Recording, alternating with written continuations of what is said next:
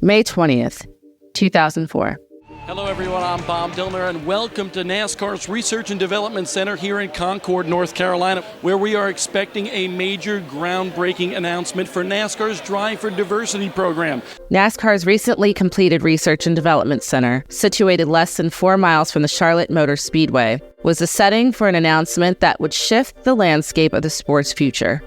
And let me tell you something, NASCAR has been working very hard, George Pine and everybody within the organization, on getting this program kick-started. And we are told that it is going to involve a former NBA player. It also involves 5 drivers and 6 crew members. The press conference is about to begin. The room was filled with dignitaries from across NASCAR and the sports world as NASCAR's head of public relations, Jim Hunter, took to the stage to kick off the event. This is a very, very special day for all of us in NASCAR racing. Please join me in welcoming the Chief Operating Officer of NASCAR, George Pine.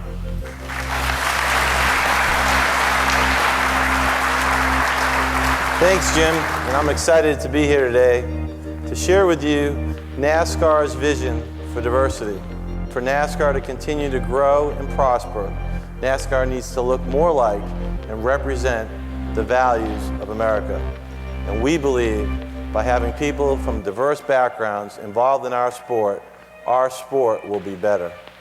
That moment, I think, is when NASCAR kind of drew the line in the sand and said, we're going to have a very precise, very specific effort. And it starts today. And with that, NASCAR's Drive for Diversity program was born.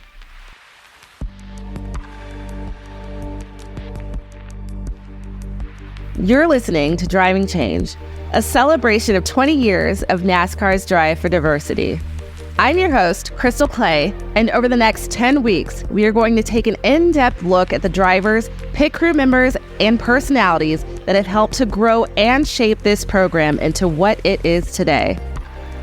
Now, that voice you heard after the press conference soundbite was Mike Helton, probably one of the most recognizable names and faces in the sport that isn't a driver. In 2000, Helton was named as NASCAR president, the first person outside of the France family to hold that title. Now, if you're new to the sport, Bill France Sr. was the visionary that made the National Association for Stock Car Auto Racing, NASCAR, a reality. But more on that later. You're probably wondering who I am. I grew up in Los Angeles, California, going to Dodger games in the summer and reveled in the Lakers three-peat era as a kid. I remember Jeff Gordon's popularity, but I didn't see my first race until 2018. I won a pair of tickets to the NASCAR playoff race at Las Vegas Motor Speedway as a waitress on the Las Vegas Strip. At the time, I just wanted to win a work contest and had no real desire to actually go until I figured I'd take my Uncle Eric, who I knew loved NASCAR and tinkering in the garage with my other Uncle Doug, who passed away years before that.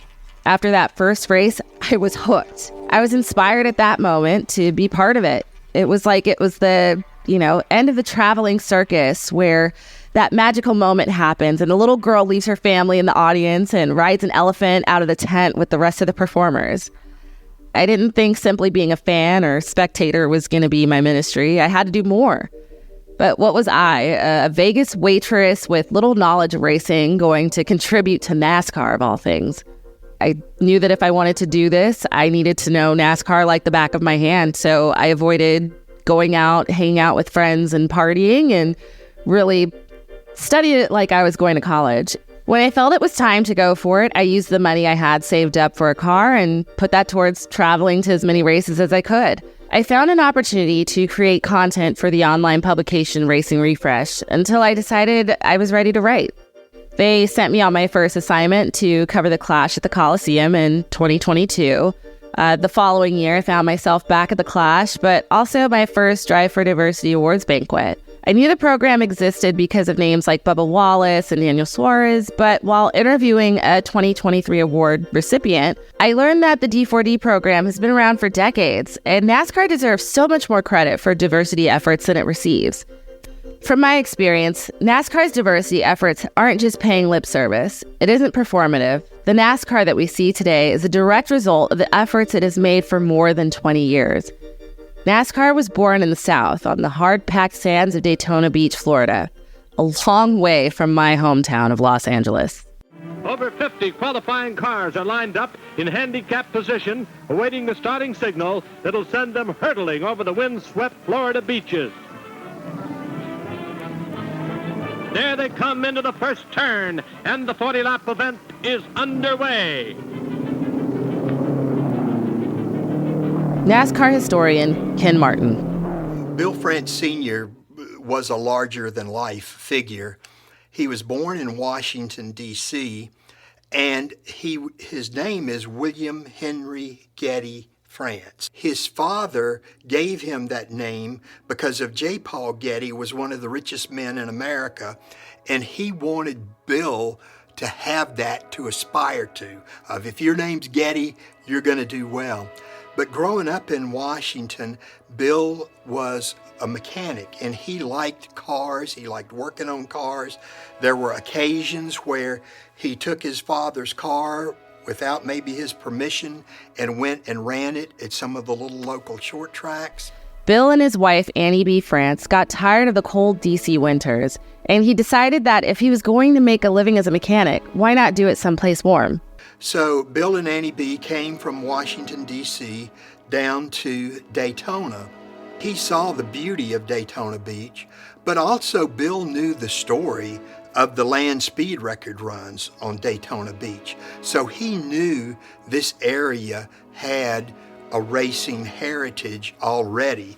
And so he opens up a gas station here, and that gas station all of a sudden becomes a magnet for hot rodders and people interested in cars and parts and racing and things like that. So he established himself as a businessman here in the community. And he came in 34. In 1936, he's running in that very first beach race. Big Bill France promoted stock car racing in Daytona Beach and across the South throughout the 1930s and 40s. But after World War II, he decided to focus his efforts. And on December 14, 1947, the National Association for Stock Car Auto Racing was conceived at the Streamline Hotel just off of Highway A1A in Daytona Beach, Florida. It may come as a bit of a surprise, but diversity and inclusion have been a part of NASCAR since the beginning. On June 19, 1949, in West Charlotte, just off Little Rock Road at the Old Charlotte Speedway, NASCAR held its first strictly stock series race, what is now the NASCAR Cup Series. 31-year-old Dahlonega, Georgia native Sarah Christian was among the drivers in the 33-car field. She started in the 13th position in the 71 Ford, owned by her husband, businessman and bootlegger Frank Christian. She finished 14th that day, but became the first female to drive in a race promoted by NASCAR. In 1949, Christian competed in 6 of 8 races and notched 6th and 5th place finishes at a pair of Pennsylvania racetracks, Langhorne Speedway and Pittsburgh's Heidelberg Raceway. She finished that season 13th in the championship standings. But Sarah Christian wasn't the only woman to compete in NASCAR's inaugural season. Louise Smith from Greenville, North Carolina. With a total of 4 rollover crack-ups during the year, she feels her luck is bound to change. Ethel Flock Mobley and Louise Smith joined Christian at the season's second event on the world-famous Daytona Beach and Road Course. Just a quick fact check, Smith was born in Greenville, South Carolina, and it was there that NASCAR's founder Bill France convinced her to get behind the wheel of a race car. Bill was a great organizer. Bill was a great promoter. Bill was a great social person. He never met a stranger. He was always willing to help other people. Louise Smith in a 1998 interview. Well, when out there on a bet, Bill France come to Greenville Pickens Speedway. Back then, you wouldn't have 100, 200 people on the grandstand. And they wanted to draw some attention out there, and they said, get a woman driver to do it. And I'd never been to a race. I'd never saw a race. And I went out, I was crazy driver, and I'd been out running all the cops around throughout South Carolina and part of North Carolina too. And they said, well, we only know one that might go out there and do that. And then he got out there just about 30 minutes before race time, and I didn't have time to practice. All he said was, if you see a red flag, stop. And I never did see no red flag. I saw all the drivers coming in and parking by the speedway. We didn't have no garages. And I wondered why they were pulling over there stopping, and I was out there running like crazy by myself. I didn't know what the checker flag, I finished third place, and I didn't even know what the checker flag meant. And they finally realized that he had only told me to stop for a red flag. But after Bill was up here, he called me to come to Daytona. And I went to Daytona in February of '46, and that got me hooked, really hooked. From being on, we were just going everywhere. Bill France had this idea for Speed Weeks, and he would bring in modified drivers, sportsman drivers, what we'd call strictly stock or cup drivers. And in a 10-day period, there might be 150 race cars here in the Daytona area.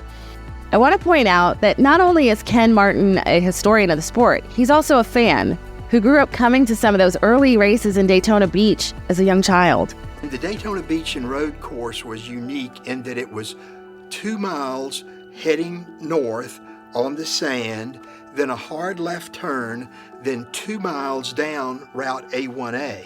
So while Chicago is the first street race, we were racing on the road in 1948, 1949. It was in that 1949 race that the trio of women took to the track. Mobley finished 11th in her Cadillac, which was the best finish by a female driver. Christian finished 18th, and Smith finished 20th after flipping her car early in the race. Well, the front leader said, just follow us through the north turn, you'll be okay. When I got to the north turn, there's 7 cars already piled up there. They couldn't see because the sand had to plaster our windshield. We had our heads hung out the window. And we got the north turn and run into the wreck, and I went up over one of them and come back down, back to back on top of them. And policemen's run down there and put my car back on its wheels. Shoot, it was awful there for a while. And a lot of the guys now that I still know real well, they don't especially like me because I was racing then, and then some of them I outrun quite a few times. I won 38 races.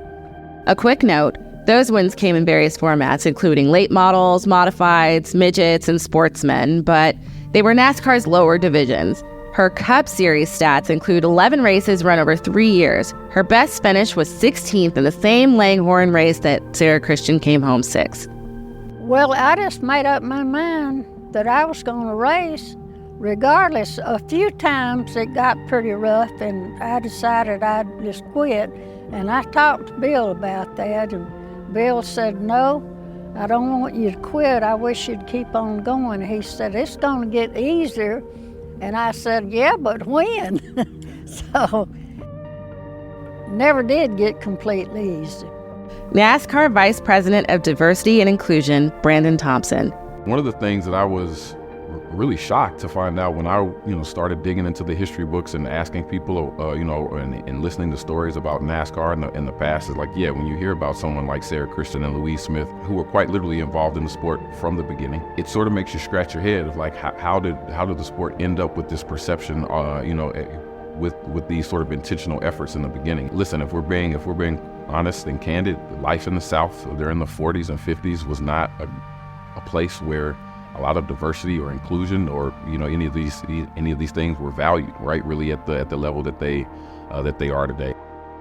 As NASCAR continued to grow throughout the 1950s, it remained largely a regional sport.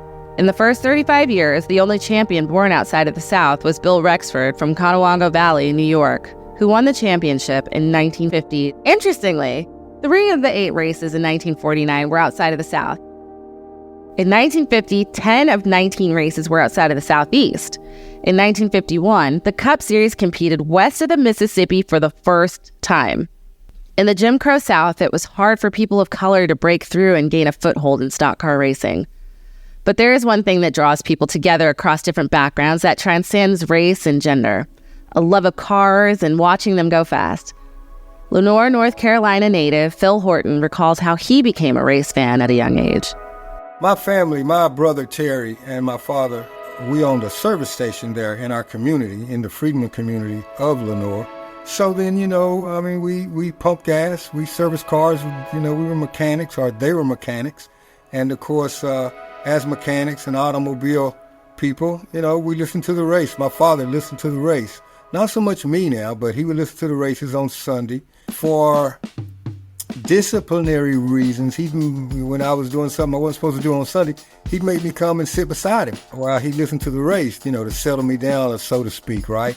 So then, of course, I didn't like that. Once I started listening to the races, I asked him, who's your favorite driver? And so I picked a driver, and, just to get at him and beat him and say things to him during the race. And my favorite drivers were Bobby Isaac was my favorite, Wendell Scott, Richard Petty, Buddy Baker. I picked a lot of drivers so I could make sure that I'd at least have a chance to beat him.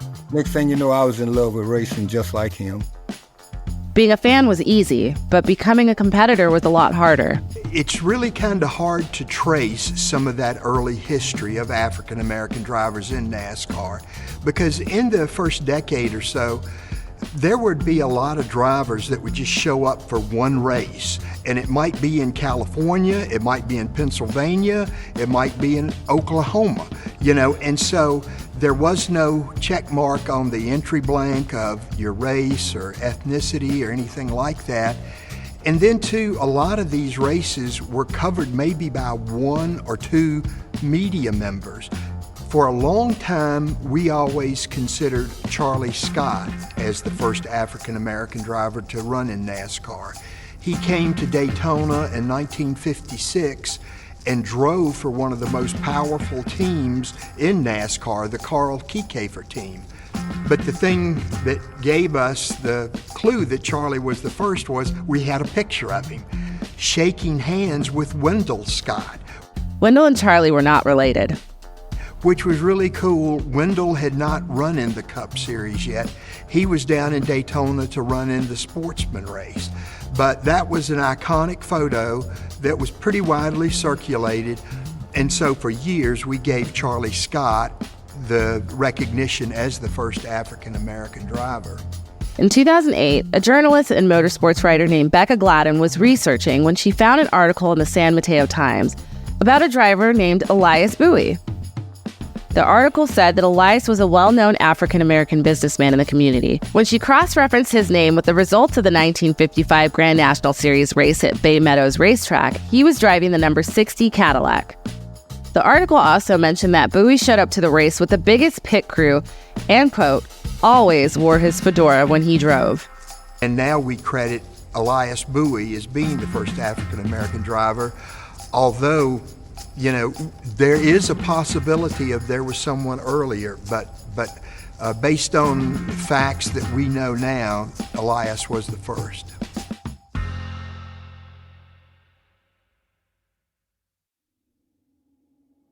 Wendell Scott was born in Danville, Virginia on August 29, 1921. His father was a mechanic, and Wendell learned how to fix cars and even fixed up kids' bicycles from all over Danville.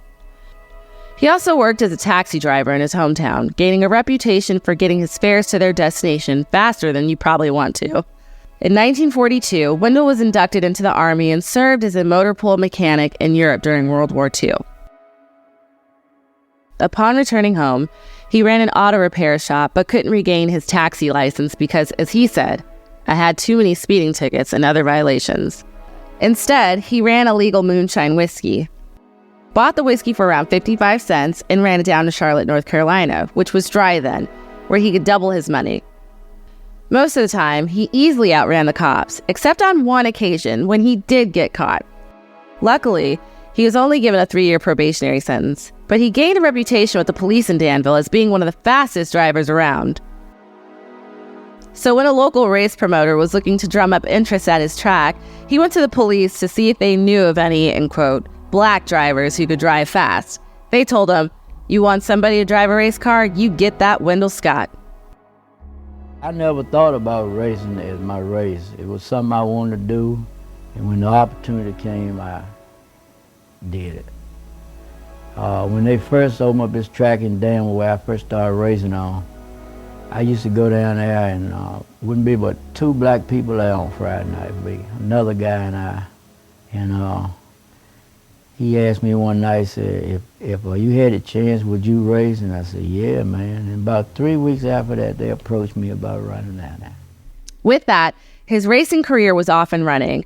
He ran in the Dixie circuit on short tracks throughout the South, racking over 100 wins throughout the 1950s. You take my old Chevrolet, I had a sign on it, mechanic me, and people used to get a lot of kick out of that. But most of the work I had to do myself, and I had that on it. People would ask me who was my pit crew, who was my mechanic, I said me, and I was. But I really felt better driving the car, working on it myself. I knew I had my wheels on tight, I knew my front end, ball joints and everything, and I felt more safer driving the car when I work on it myself. But Scott wasn't welcome at every track he showed up to, and was often turned away and not allowed to compete. In 1954, Scott was able to obtain his NASCAR license to run in the Grand National Series.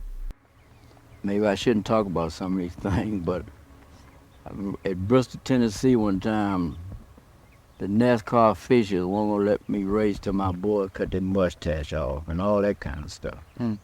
I had a rough time. And there was a time, I guess, that Bob Colvin didn't want you to come to Darlington. Yes, he refused me at Darlington up until about 60. Scott recounted one of his first NASCAR appearances to Ed Hinson in an interview in the Atlanta Journal-Constitution in 1986. A race in Raleigh, North Carolina, was rained out, so the promoter handed out $15 to drivers for tow money but refused to pay Scott. The next race was at the Lynchburg track, Scott said. Bill France was there. I told him what had happened at Raleigh. He took out not $15, but $25 out of his pocket, handed it to me, and said, "You are a NASCAR member. As of now, you will be treated as a NASCAR member." In the early 60s, Wendell eked it out on the Grand National Circuit, relying on secondhand cars and spare parts from other Cup Series drivers like Ned Jarrett, earning their respect on the track as a fierce competitor. In the mid-'80s, Ned Jarrett sat down with Wendell Scott to interview him about his career in NASCAR. When you were driving, we talked a little bit about how you were accepted at some of the tracks and this, that, and the other. How about the people in racing, the other drivers? Well, I had some drivers that was for me and some wasn't. A lot of times the guys knew they couldn't win, but they would keep me from winning so one of their buddies could win. I've run into a lot of that. Because in the Grand Nationals, it was a little different, but still I had some rough time with them too. Were there some that did help you along the way? Oh yeah, in Grand National when I first started, Rex White would help me right much. You. Folks, I bought 2 cars from you, I accomplished right much with your car. It was one of your cars that I won my first Grand National race with. On December 1st, 1963, Scott broke through and earned his place in the history books, becoming the first African-American driver to win a NASCAR Cup Series race. Well, I had a lot of thrills. It looked like it would have been when I won the race at Jacksonville, Florida in '63. For a while, it wasn't a thrill because it was 2 or 3 hours later before I was declared the winner. They flagged Buck Baker the winner. Yeah. Jack Smith second, and I was third. But you knew that you'd won the race. I had passed Buck Baker 3 times. I only made 1 pit stop for gas and didn't lose a lap, and I knew I had won. And Jack Smith had the fastest time, and if they had had him the winner, it would have been a question in my mind whether I had won or not. But him and Neil Castle got hung up, and they went out across the infield once, and I didn't know how long he stayed in the infield. But it wasn't no question in my mind about Buck Baker. I knew I had won the race. I needed $900 and some real bad. I left home, I didn't think I had a chance. And I won $1,100 this Sunday. The good Lord took care of you. Yeah. But if I'd win that race today, I went to a track in Alabama, and a guy there had raced up in Hagerstown, Maryland, that won a 100-lap dirt track race and got $50,000. Wow. And I won a race in Hagerstown, Maryland. Now that was one of the lowest times in my career, and I only got $36 on the same track. Isn't that something? Hagerstown, Maryland. Wendell Scott's career in the NASCAR Cup Series consisted of 495 races over 13 years, earning 20 top fives and 147 top tens, and his lone victory at Jacksonville. Wendell finished in the top 10 in the championship standings 4 years in a row from 1966 to 1969. Throughout his career, he scraped by just making enough money to keep going, but at Talladega in 1973, it all ended. I went right much in debt because I hadn't been doing good. And my boys told me to either get in the race or I'll get out of the race. So I borrowed money on my property and bought me a real good car and got a 12-piece first time. And then, of course, you had some physical injuries as well, too. So. Yeah. But it took me 9 years to pay for that car. Is that right? Boy, you got a lot of memories to think back over and things. I guess you'd say, well, boy, I wish I hadn't done that. No, I'd do it all over again. You would? I'd do it different, though. Yeah. What would you do different? Well, I wouldn't try to make all the races. And when I go to a race, I'd run as hard as I could, as long as I could. Maybe somebody can profit by what I did start. Once again, Brandon Thompson. The sport has grown out of that reputation, but I think the ability to be able to point back to those types of moments and that sort of intentionality is really important as we look to, gain new fans into the sport and tell our story, right? About, like, yes, there were some things that we're not necessarily proud of in our past, but there were intentional efforts throughout the course of even some of that checkered history. And even now, as we move forward, everything's, not perfect, but we're certainly in a much better place, today than we were 10 years ago, and certainly than we were in 1948 or 49. Scott broke barriers, but much like his career, NASCAR's drive towards diversity came in fits and starts.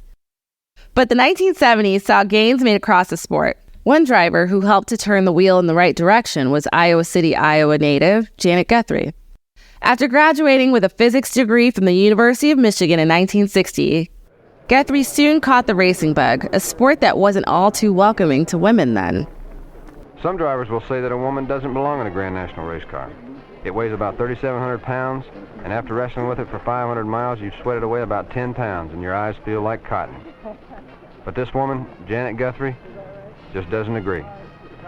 I started racing in 1963, about 2.5 years after I got out of college. I had bought a Jaguar, 7 years old at that time. I found out what I could do with it, gymkhanas, field trials, hill climbs.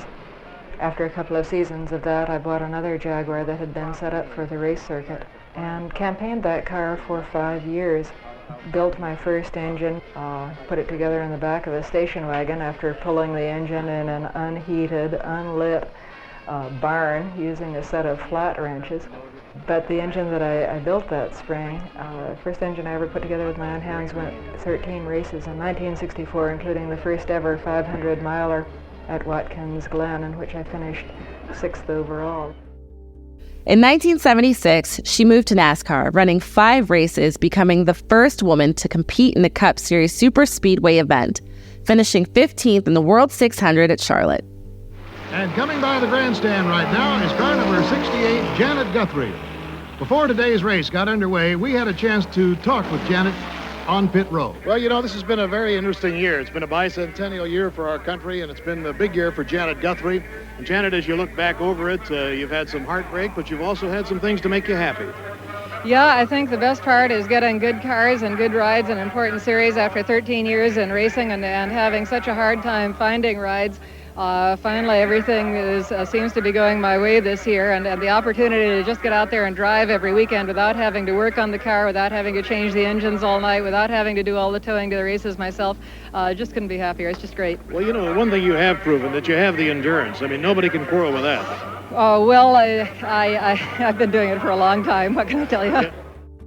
The following year, she became the first woman to qualify for and compete in the Indianapolis 500 and the Daytona 500. She competed in 33 races over 4 years, earning 5 top 10s, including a career best finish of 6th at Bristol in 1977. Why do I race? Certainly I find racing life enhancing. It contributes immensely to your enjoyment of all the rest that life has to offer. It represents just, you know, more than I could have dreamed of. It's something that certainly wouldn't have happened 10 years ago before the women's movement had such a strong effect. The women's movement created the opportunity. I guess I was ready for it. The minute the green flag comes down, one is concentrating exclusively on what's going on the track and how to do it faster and better. How the track is changing, where the grease is, where the slippery spots are, how the line is changing, how the light on the track is changing that affects how you perceive it, who's in front of you that you are trying to pass, and what are the flaws in their driving technique that enable you to pass them. Who's behind you, and how far behind. Is it perhaps a leader for whom you will yield the track, or is it somebody with whom you're scrambling for a position to whom you're not going to give an inch? The 80s and 90s saw more and more drivers from diverse backgrounds break into the sport, building off the legacy of the trailblazers that went before them. In 1986, Patty Moise became the first woman to lead an Xfinity Series race, then known as the Busch Series, running in 133 races from 1986 to 1998. In 1999, Bill Lester became the first African-American driver to compete in an Xfinity Series race. The following year, he made his Truck Series debut at Portland, competing against Bobby Norfleet, marking the first time in NASCAR that 2 African-Americans competed in the same event. Shauna Robinson became the first female pole award winner in NASCAR Xfinity Series history in 1994 and the second woman to compete in the Daytona 500, finishing 24th in 2002. But it's Sarah Christian that still holds the record for highest finishing female in a Cup Series race, with her 5th place finish at Pittsburgh-Heidelberg Raceway in 1949. Drivers of Hispanic descent have had a hand in shaping NASCAR since the beginning. Frank "Rebel" Mundy, born Francisco Eduardo Menendez in Atlanta, Georgia in 1918, was present at the NASCAR organizational meeting in 1947. In 1951, he won 3 races and finished 5th in points. A pair of Peruvian drivers, Raul Sionis and Eduardo Dibos, ran the inaugural Daytona 500 in 1959, with Sionis finishing 12th and Dibos finishing 5th in the Firecracker 250 later that year. F1 driver Pedro Rodriguez, born in Mexico City in 1940, had 6 starts in the Cup Series, including a 5th place finish in the 1965 World 600 at Charlotte, driving for the famed Holman Moody Racing. But it wasn't until 2000 that another driver born in Mexico City, Carlos Contreras, would become the first Mexican-born driver to compete full-time in a NASCAR National Series, running in the Truck Series for Impact Motorsports and Petty Enterprises. When I was a kid, my dream is drive NASCAR, to be part of the NASCAR family, but I never think how fast is drive for Richard Petty, and it's not more a dream, it's now a reality, and I feel great. I'm the only Mexican in NASCAR and drive for Richard Petty, and I have the 43 number, a very important number here in NASCAR, and I'm really, really excited. Diversity and inclusion were becoming more and more of a priority in the late 90s and early 2000s, but it would take the help from some star athletes from outside of the NASCAR world to get the ball across the line or drive the ball to the basket, depending on which sports metaphor you want to use. Mike Helton.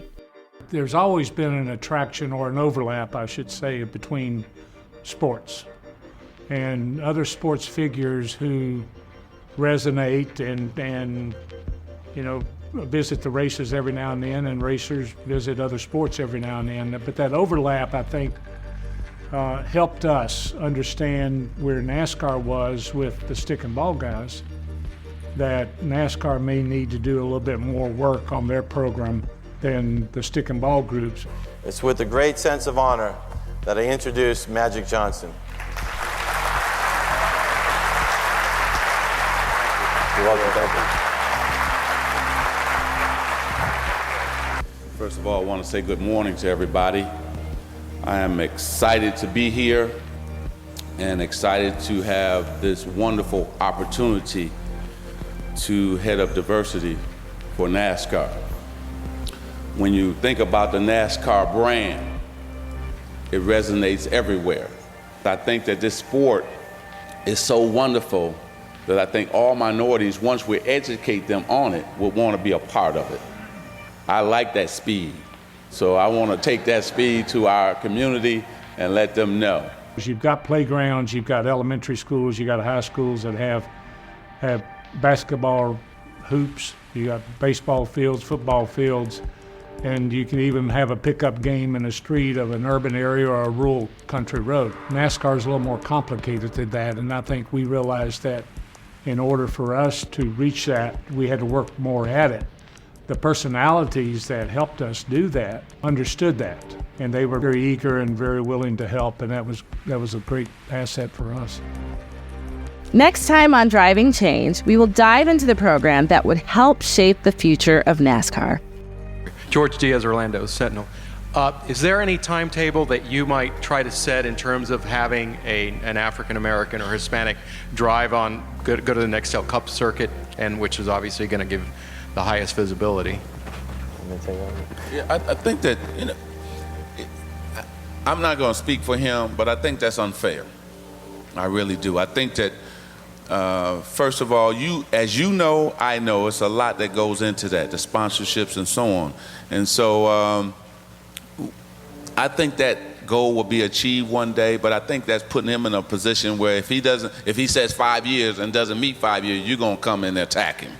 And so what I'm saying to you is whenever that day comes, it'll be a great day.